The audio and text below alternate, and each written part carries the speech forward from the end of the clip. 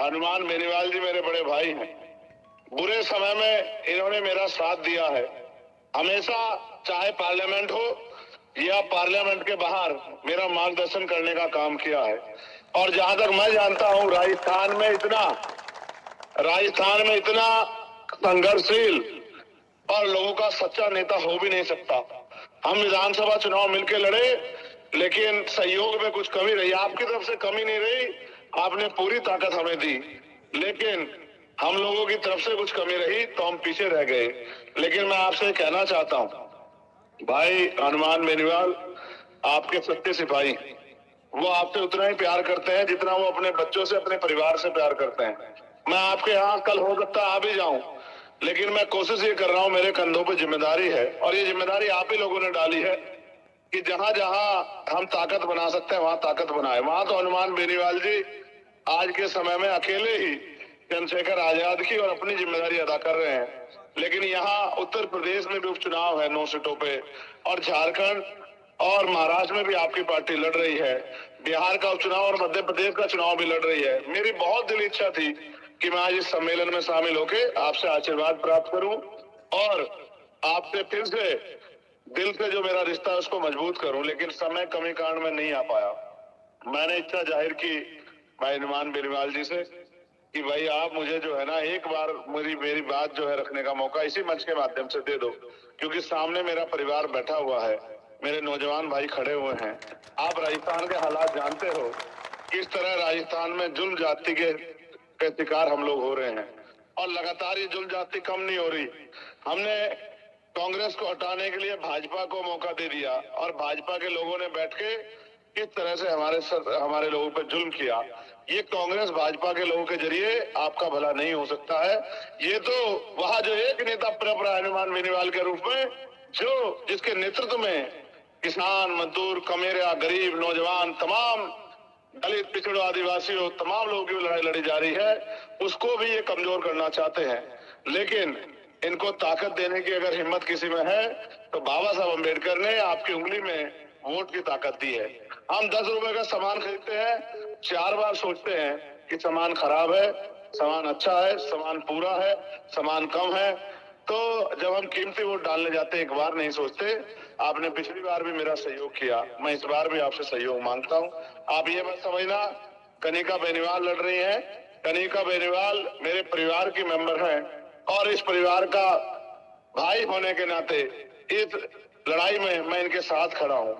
मैं आप सबसे अपील करता हूँ, अगर सच में आप मुझसे प्यार करते हैं, थोड़ा सा भी अगर मेरे हाथों को मजबूत करना चाहते हो, तो एक एक वोट 13 तारीख को बहन कनिका बेनीवाल जी को और मेरे भाई राजस्थान के क्रांतिकारी नेता, पार्लियामेंट में राजस्थान की शान भाई हनुमान बेनीवाल जी के हाथों को मजबूत करने के लिए बोतल के निशान पे होना चाहिए। और ये बोतल का निशान ही ऐसा निशान है जिसके जरिए हमारी समस्याओं का हल होगा। और हमारी लड़ाई आप महसूस करके देखो, जब भी जब जब जब दलितों पे कोई जुल्म होता है, शेड्यूल कास्ट के किसी परिवार पे, तो सारे नेता घर में पढ़ के सोते हैं। वो भी पढ़ के सोते हैं जिनको हमारे यहाँ डिप्टी चीफ मिनिस्टर बना के चेहरा बनाया गया है। अगर कोई होता है उनकी लड़ाई लड़ने के लिए, क्या तो चंद्रशेखर आजाद होता है या फिर हनुमान बेनीवाल होता है। और भीम आर्मी आजाद समाज पार्टी के नेता लगातार मेहनत करते हैं, लेकिन मैं मानता हूं कि इस सहयोग के बिना हमारी लड़ाई आगे नहीं बढ़ेगी। मेरी तो दिली इच्छा थी कि मैं वहां आके प्रचार करूं। आप जानते हैं झुंझुनू में भी हमारे प्रत्याशी लड़ रहे हैं, लेकिन मैं समय कमी कारण आज नहीं आ पाया हूं। मैं आपसे अपील करता हूं, आप मुझे बताओ, क्या इस लड़ाई में आप हमारी मदद करोगे? नहीं, आप बहादुर लोग, आपकी आवाज भी बहादुर से आनी चाहिए। बताओ, मदद करोगे नहीं करोगे? हनुमान बेनीवाल जी के हाथ मजबूत करोगे नहीं करोगे? तो कनिका बेनीवाल जो हमारे परिवार का सम्मान है, कहते हैं कि बेटियां बहनें घर की बहुएं सम्मान होती है। आप जानते हैं कि जब हनुमान बेनीवाल जी और मैंने जब हमारे किसान बेटी के साथ, हरियाणा की बेटी के साथ, ओलंपिक लाने वाली देश की बेटी के साथ जब जाती हुई थी तो हमने पार्लियामेंट में जाके रख देने का काम पार्लियामेंट को किया था। हम दोनों भाई एक दूसरे की ताकत बनके पार्लियामेंट में लड़ते हैं और हमारी यही एकता दुश्मनों को खलती है।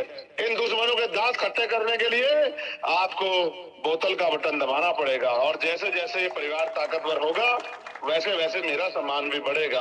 आज जब चारों तरफ इनको घेरने के लिए, इनको हराने के लिए बीजेपी, कांग्रेस और तमाम पार्टियों ने एड़ी चोटी के जोड़ लगा दिए हैं, मैं अपने भाई की ताकत को जानता हूं कि वो इनसे हारने वाला नहीं है। मगर फिर भी मैं चाहता हूं कि लोकतंत्र में जनता ताकतवर होती है, एक एक वोट कीमती है। आगे 2-3 दिन बचे हैं। आपने हमेशा मेरी एक आवाज पे, चाहे मैंने आपको दिल्ली बुलाया हो या राजस्थान की सड़कों पर उतरने कहा हो, आपने मेरा मान सम्मान रखा है।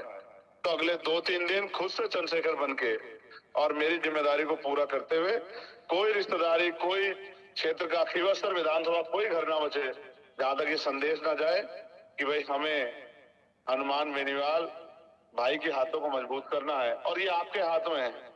बताओ कभी मैंने आपका साथ छोड़ा है क्या?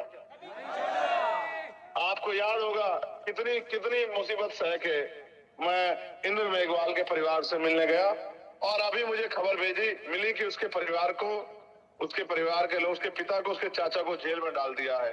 कितनी मुसीबत से मैं जितेंद्र मेघवाल के परिवार से अन्याय खिलाफ जो लड़ाई थी उसको मजबूत करने के लिए गया। ओम प्रकाश रैगर भाई के परिवार के लिए लड़ने के लिए गया।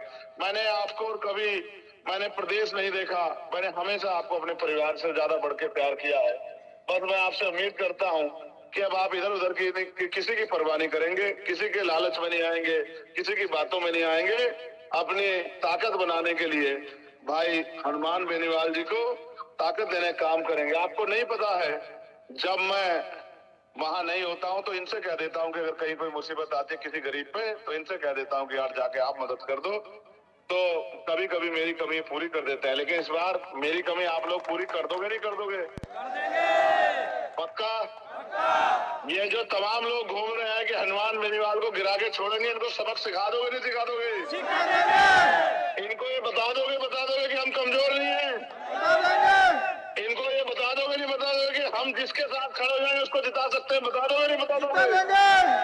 तो फिर बहादुर शेरों, मेरे बहादुर योद्धाओं, कल से लग जाओ, आज से लग जाओ और एक एक वोट को बहन कनिका बेनीवाल को बोतल के बटन पे जाना चाहिए और ये सिर्फ जीत के ही आपको सच्चा जो है मेरा प्यार दिखाने का मौका मिलेगा। मैं भाई हनुमान बेनीवाल जी से भी कहना चाहता हूँ, वो दिल के बड़े साफ है, जब बात होती है देते हैं। हाँ, गुस्सा बहुत करते कि राजनीति में ज्यादा गुस्सा अच्छी बात नहीं है, ये मेरी बात बहुत मानते हैं। मैं पार्लियामेंट में भी इनको कभी ना कभी किसी ना किसी मुद्दे पे कहता रहता हूँ कि भाई हमें इस तरह से लड़ाई लड़नी है, लेकिन हमें प्यार बहुत है और इस प्यार का असली ताकत आप लोग 13 तारीख को बोतल का बटन दबा के बना देना। और मैं हनुमान बेनीवाल जी से कहना चाहता हूँ और बहन कनिका बेनीवाल जी से भी कि ये लोग आपसे बहुत प्यार करते हैं। आप जिस तरह से आपने इनकी लड़ाई लड़ी है, ये प्यार सहयोग इनके साथ रखना। ये जिसके साथ खड़े हो जाते हैं, ये आदमी का दिल देखते हैं, ये आदमी की वैल्यू नहीं देखते कि वो कितने बड़े बंगले वाला है, कितनी बड़ी गाड़ी वाला है, कितनी बड़ी कोठी वाला है, नहीं देखते। अगर ऐसा देखते तो मुझ जैसे गरीब का साथ नहीं देते। ये तो दिल देखते हैं। आपके दिलों में इनके प्रति प्यार रहना चाहिए। ये आपको इतनी ताकत देंगे राजस्थान में जिसकी कल्पना भी आप लोग नहीं कर सकते हैं। मैं आप सबका धन्यवाद देता हूँ और भाई हनुमान जी बेनीवाल जी से ये आग्रह करता हूँ कि वो ऐसा ही प्यार इनका बना कर रखें। आपने मुझे सुना, मैं आपका धन्यवाद करता हूँ। आपका भाई, आपका बेटा, आपका दोस्त, आपका सिपाही, आपका छोटा सा कार्यकर्ता चंद्रशेखर आजाद, उन्हें आपसे अपील करता हूँ, मान सम्मान की रक्षा वोट की ताकत से करना। बहुत बहुत धन्यवाद। जय भीम, जय भीम।